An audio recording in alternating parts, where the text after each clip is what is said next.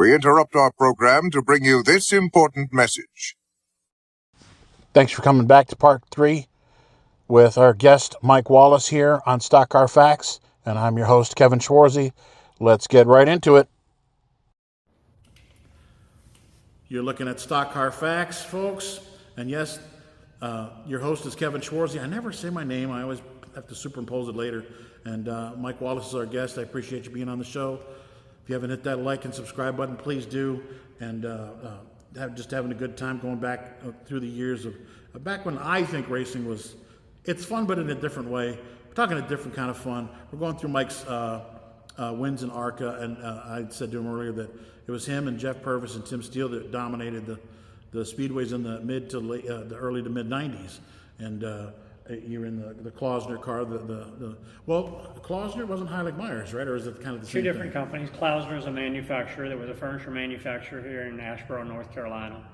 And they sold to Heilig Myers Furniture Company. They were a vendor to theirs, and that's how the relationship created.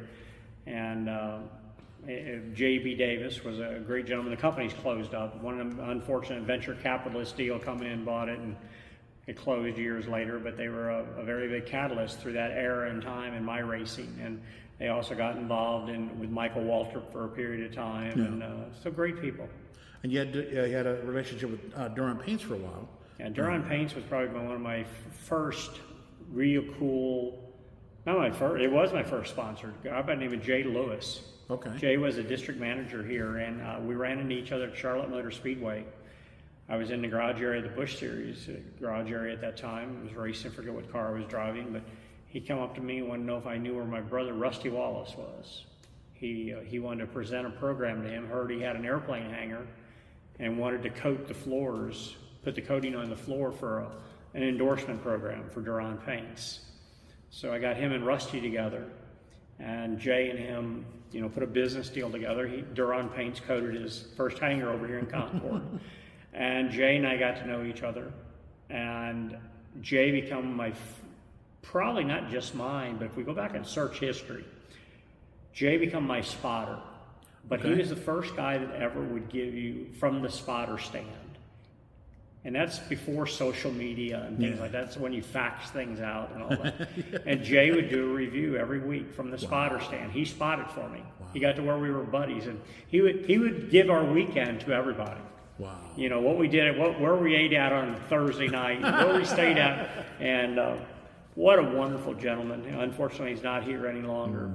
But great family. His wife Bonnie's still around. The kids are FBI agents, and they're really successful. And so the Duran Paints was the first major deal I had. Then, of course, I got hooked up with Heilig Myers, driving for Judy Donlevy in '94. That led to the Klausner relationship that, took us through the 90s and that. And, we were able to, I remember when we won Talladega. One of the Talladega races we won had Klausner on the car. May not have been that particular one, but because I think we won them both with Duran and Klaus. So what year was this? That's May of 95. This is it. Yep. So coolest thing about this picture right here is the Furniture Mart was in North Carolina. Hickory, North Carolina, or High Point, North Carolina, is where the world famous Furniture Mart is. Meaning every vendor, every buyer, everybody in the world that still today comes to High Point to see the new furniture. So Klausner, JB, that's before satellite dishes were a big deal and portable dishes. They had rented or bought a DirecTV satellite dish that hooked into their booth. Wow. And everybody that was in their booth was watching this race. That was a great race to watch. And then we won the race. Yes, you did. And you look at it, Stylecraft and Paoli were brands of Klausner. Okay. So I still today have the most beautiful Paoli office equipment, furniture in my office. Wow. Stylecraft was another brand, Duran. The story also with Duran, which is now Sherwin-Williams, they got bought out. But Jay was going to make sure my wife Carla loved Charlotte, and she hated Charlotte for the first few years. So he used to take her to all the Hornets basketball games she wanted to go to. She was a big sports fan, bigger than I was in sports by far. And he made a deal to give her any paint or wallpaper she wanted, as much as she wanted, any color, any kind. So I would leave on a Thursday night, and I'd come home Sunday, and our house is a different color. Totally different, right? Yeah, so great That's stories. funny. Yeah, this race right here, Harris was leading. You were on second, but I have a funny feeling you did that on purpose, because even the announcers, Ned and Benny, were saying that Harris might not make it on fuel. They knew Purvis wasn't going to make it. They knew Gary Bradbury couldn't make it, and you guys were running third and fourth. Now, I don't know if you were pushing it or not. I remember, well, most everybody, no matter what anybody says, back in the day, you'd run as hard as you can, right? And sometimes you just get lucky. I mean, somebody runs out of gas. You have more gas. You're drafting. You're using less fuel. You know, it just turns out. And so that, you know, those are races I remember. Once you bring them up to me, like if you asked me, tell me to tell you this story, I couldn't, but I can now, because it was fresh enough on my mind, you know, or brought back that it was a fuel mileage race. It wasn't supposed to be a fuel mileage race, but we won because of it. And he run out coming off fourth. Yeah, and then the greatest thing about this is nobody cares about fuel mileage. I was in victory lane. I won the race. But who won that race? Mike Wallace did. Right, Mike Wallace, right. I just remember they showed on camera, he kind of took you up the track a little bit. It's like, you're not going to stop him. He's coming around you. And here's a picture of you and Gator and Barry. Yeah, look at here, Talladega. So this gentleman right here, Barry Owen, and this gentleman is Mike Algar. Little Gator, we used to all call him, or just Gator. We were Gator only. Right. I said that wrong. Gator only. Justin Algar now is Little Gator. Yep. And so this man, believe it or not, was influential in my career, and because he challenged me. Never, and I think this is the race I'll tell the story about in a second. Gator and I used to talk. 217-522-1955 is Gator's number in the shop. So you talk about things that stick in your mind. I think if you call that answer's in Springfield, Illinois today. Wow. And Gator told me I would never give up enough to be a race car driver. I would never do without. You know, I would never put my family on the borderline of this and that. Oh, yeah? And and Gator was the only guy I ever owed money to. I owed him $300. It's a good guy to owe it to, because he's not going to... Well, I owed him $300, and he never asked me for it, but I knew it. It was in my mind. It was from Tri-City Speedway with some tires. Didn't have any money back then. And I think it was that race right there, I believe. Could have been a later race. But I walked up to Gator. He was in a crowd of what I call the ARCA group. Mm-hmm. They were all standing there, and I won the race. And I come up, and I remember, I said, Gator, and I made it loud enough that everybody heard it. You know, it was meant to be. I said, Gator, there's one thing I want to tell you. We tell this story. I tell the story about inspiration. And he smirks, and I remember saying that to you. I said, but the one thing you never hit me up for, and I said, in my life, I've never had anybody that can say that I owe them money. No one. Never wrote anybody a bad check. Never wrote them, owed them money. I said, but I do know that I owe you $300. And I said, I'm paying you for it right now. He goes, what do you mean? I said, I tell him, he goes, oh no, you can't pay me. Now that I know it, I want to say that you owe it to me. And I pulled three $100 bills out, and I says, paid off. No interest. Too funny. Yeah. Now, I remember your Blue Angels experience, too. Yep. This was a big time. I had just, this is when I went for the week before. I went and flew with the Blue Angels. Oh, that must have been awesome. And Brother Kenny went with me. I got invited through the military. We took these cars, to the Blue Angels base in Pensacola, Florida. Mm-hmm. Mm-hmm. We had the cars on the runway. We flew in the number 7 jet. And then we took the race cars to Five Flags Speedway. Okay. And let the pilots from the Blue Angels drive the race cars. Wow. And as excited as I was about flying, they were just as excited about getting in a race car. And it was unique because I said, well, hell, I'm going to give tribute to them when we win the race. You know what I mean? Yeah. Back in the day, you just wore T-shirts and stuff. You didn't have to be, no mech stuff. And look at that. I remember that picture, but I'd never seen a copy of it before, or kept a copy of it. Look at that, folks. Blue Angels. That's a big deal. For people that don't know, some of the perks you get out of racing as a race car driver, you get to do things most people don't get to do. And this is one of them. I got to fly for an hour in a jet, in a Blue Angels jet. So now let's go to the real thing that people are wondering. You know, because we just talked, Top Gun, the sequel just come out, and they talked about people who tossed the cookies. Did you hold them? Were you able to not? Oh, no, they tell you how you're going to throw up. How you're gonna first of all, you're going to be cocky. As a race car driver, you got a little arrogance to you, a little cockiness, and you get in the plane, and they let us. I got in with that uniform on. They have a all blue uniform they wear, and they got this nice head bandana, golden neckerchief, and they're like perfect. And I said, man, is this like an amusement ride? I says, if we want to go again, we just get another ticket. And I remember too, I'm looking to go, we'll make you a deal. If you want to go when we're done with you, we'll take you again. Well, then as you get in, they go, look, we really would appreciate you not throwing up an airplane. And here's whatever, and tells you, they tell you they're going to black you out. They tell you how they're going to black you out, what you got to do breathing-wise to keep from getting blacked out. And they were true on everything. Everything was true. I was that micro close to throwing up. I thought they were messing with us because Kenny and I, they told us we got to eat something before we go out. Eat, fill your stomach up. And it's like, no, man, you're the other way around. you're trying to get us sick. And he goes, no, we're telling you the truth. Eat. And they claim if you don't eat, there's too much room in your stomach. And it makes you get sick. So if your stomach's full. No doubt about it like that. Yeah, well, they're smarter than we are. Yeah, right. Yeah, what an experience. But I got this really cool picture at home that's got those 2 race cars, our tractor trailer in the background, all 7 Blue Angels jets.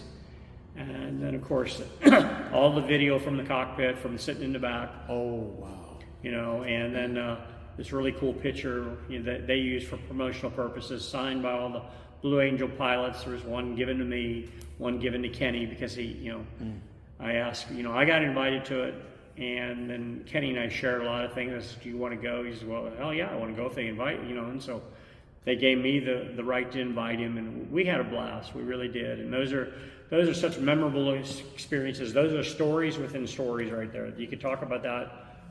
We spent all day there at a racetrack, and it would take all day or a couple days to describe the story again.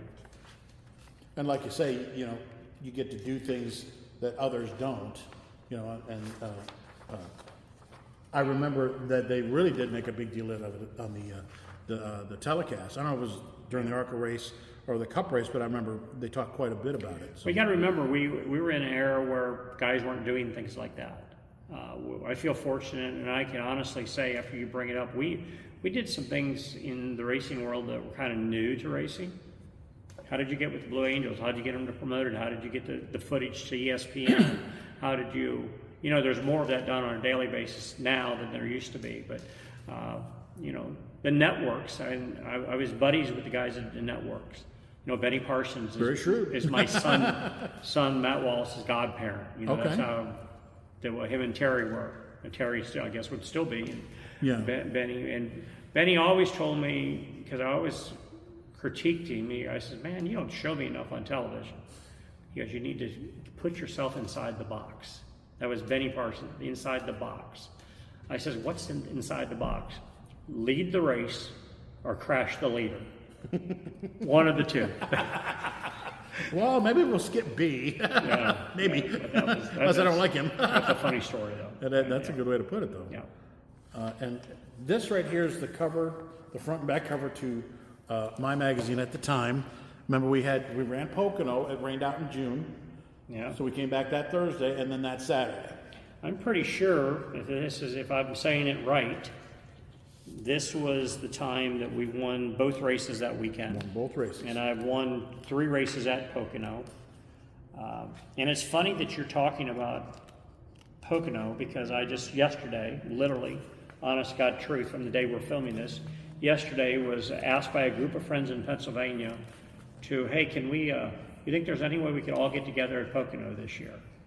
We've never done that, never done anything. I don't even know who runs Pocono now. Right. And it's like, boy, it'd be cool to call up there, get a motorhome parking spot or some deal, and bring all the friends and era that were from this time. Yeah. And hang out at Pocono for the weekend. So well, now it's back on the schedule for the ARCA guys. Super cool. We're happy. Super cool. And there's a shot from Victory Lane there. Yeah, you slept that. Like I said, it's an all Mike Wallace weekend. Look at that, everybody. Made me famous for that day. Yeah.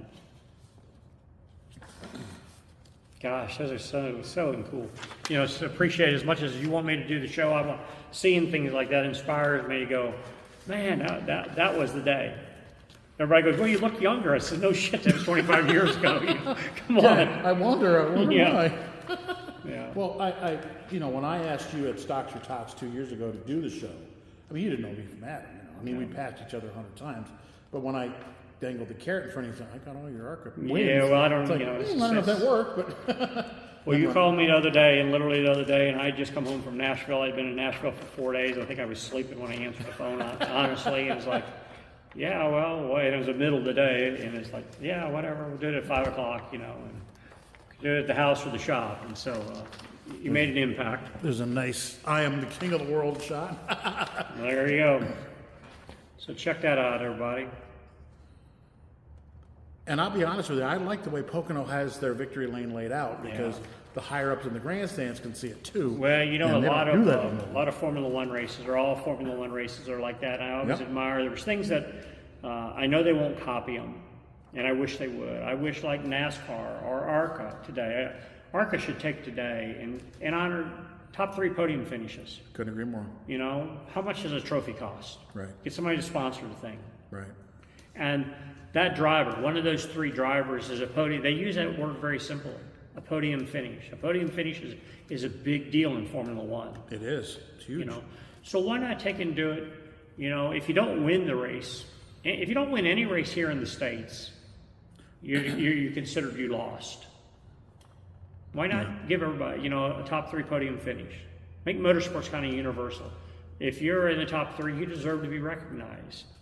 And not that you got to interview that. I watched the Formula One deal. They don't interview second and third, but they get great pictures of them. But they're standing next to each other, champagne and all that. It's an event. It captivates the event. And I always say racing is not a race. It's an event you go to that a race takes place at. Yeah. And it should be celebrated like that all the way up to the last minute. Well, they stop the cars. You have to come to a certain roped-in part on pit road if you finish.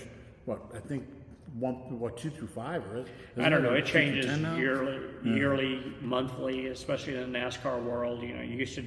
We used to have the liberty just to drive all them things the race cars to the back of our haulers on pit, in the pit area, save the crew from having to push them back. Right. Then they started stopping everybody, and you had to push your car. I don't even know what the rules are today, but it is what it is. But they interview them anyway, like you say. Yeah. Well, put them on a podium, like you say. It would be fun and have some excitement to it. That's for sure.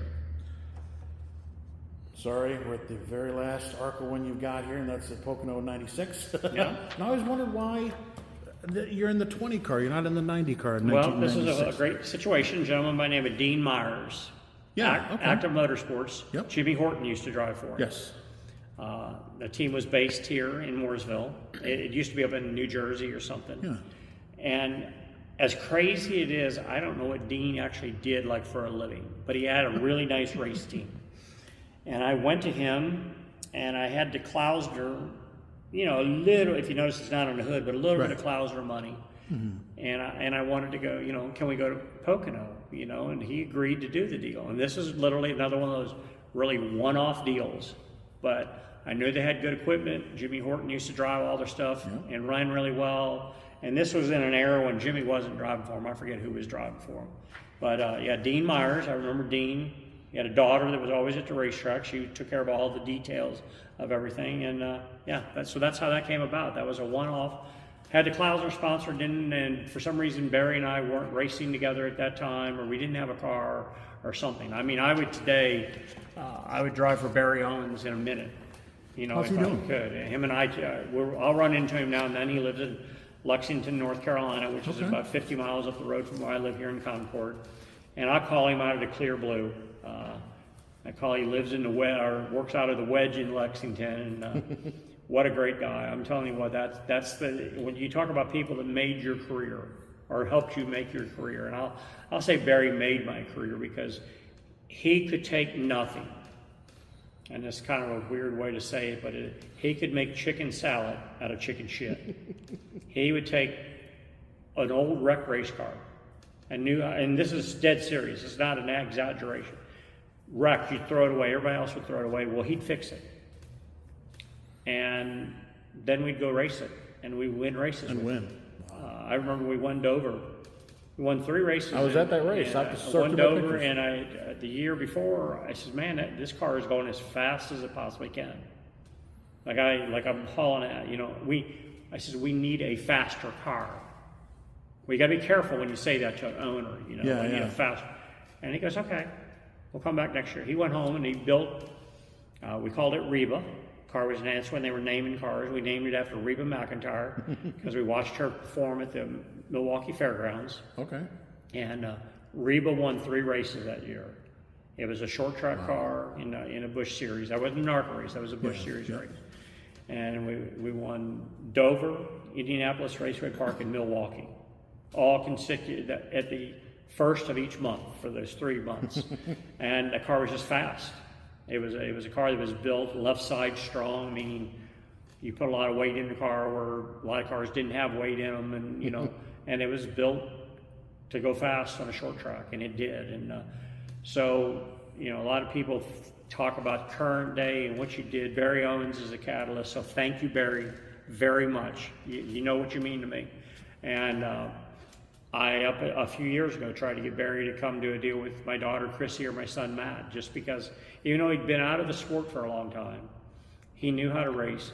And then after my years of racing with Barry in the ARCA Series, and I went on and drove for Junie Donlovey and went cup racing at that time, Barry continued, and he helped put the whole Cunningham deal together. That Cunningham run the ARCA Series. Yep.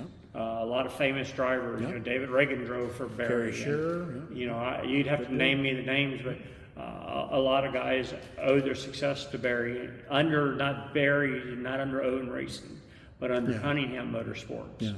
And I know Mark Gibson pretty well. Yeah. So all those guys were. Wow. And I had no clue he was part of that. He was a major part of it. They kept it out of his race shop. Not all the time, and I can't tell you the details, except you ask David Reagan, he goes, let's go see Mr. Barry. David lives right down the street. A lot of us live right in this area, you know. And, we see each other taking the grandkids to school or the kids to school or whatever it might be.